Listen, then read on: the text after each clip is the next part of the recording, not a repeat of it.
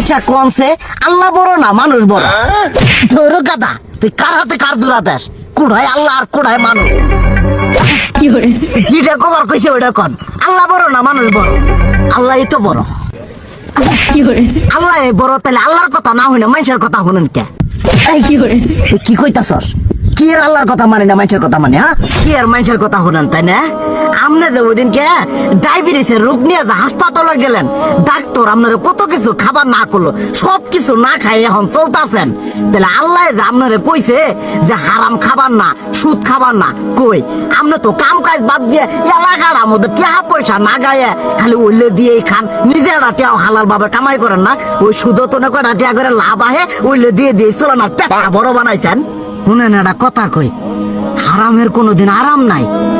হালাল পথে রুজি রোজগার করেন, প্রয়োজনে এড়া বেলা কম খায়েন, তাও শরীর পিণ্ডও ভালো থাকবো, কোনো রোগ বেদও হবো না, আরামও পাবেন, আল্লাহও খুশি থাকবো। তুই আমার এইভাবে বুঝাবি আগে কইলি না কে? আসলে এই বিষয়টা তো আমি কখনো মাথায় এইভাবে নেই যে আমাদের কখনো ডাক্তার নিষেধ করলে ঠিকই আমরা নিষেধ মানি, কিন্তু উপর আল্লাহ যে কত কিছু নিষেধ করে দিয়ে সেটা মানি না।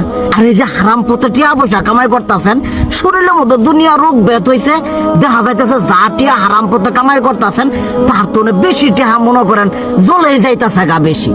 আজকের পর থেকে আমি আর এই হারাম সুদ খামো না, আমি হালাল পথে চলবো, হালাল টাকা পয়সা ইনকাম করবো। এতে করে যদি একবেলা কমও খাইতে হয় তবুও খামো, তবু আমি আর এই হারাম পথে চলবো না। আচ্ছা ঠিক আছে।